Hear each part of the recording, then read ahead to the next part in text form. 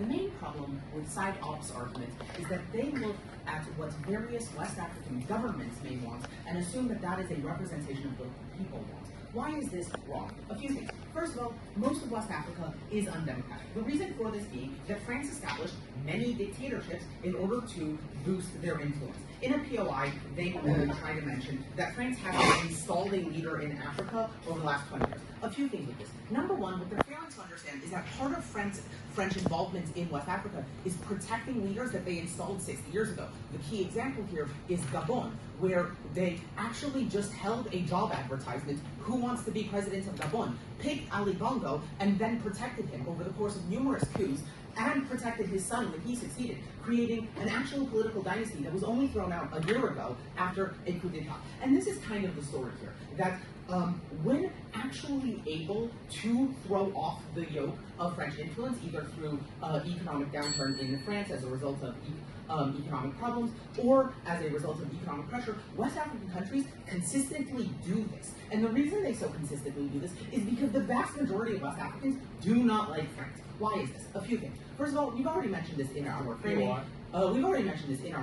Most problems in West Africa are in some way traceable to France. Economic problems are traceable to, as we mentioned, the fact that France has signed dozens of unequal treaties that force these countries to sell resources like gold, uranium, and phosphate to France at significantly less than their market value. Additionally, France controls the mining and the mining corporations, and so as a result, any economic benefit that comes from taxation on those companies is reduced, especially because, as we also mentioned, many of these agreements give French companies a lot of tax incentives or a lot of tax breaks that are highly beneficial. The result here is that a lot of problems in West Africa are directly France's fault, but even those that aren't directly France's fault are indirectly France's fault. You mentioned jihadism a lot, but the thing is, what do jihadists do? Why do they gain recruits? Fundamentally, jihadists gain recruits because when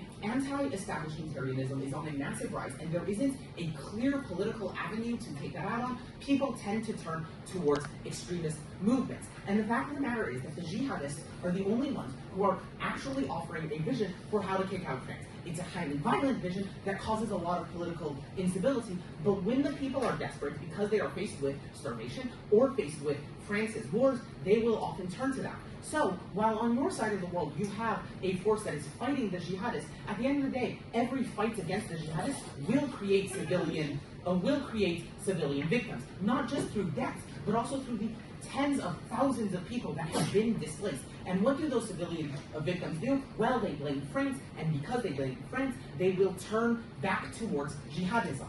The result here is that on your side of the world, you have substantially more extremists, substantially more radical Islamists who are doing this fighting. I'll take a POI.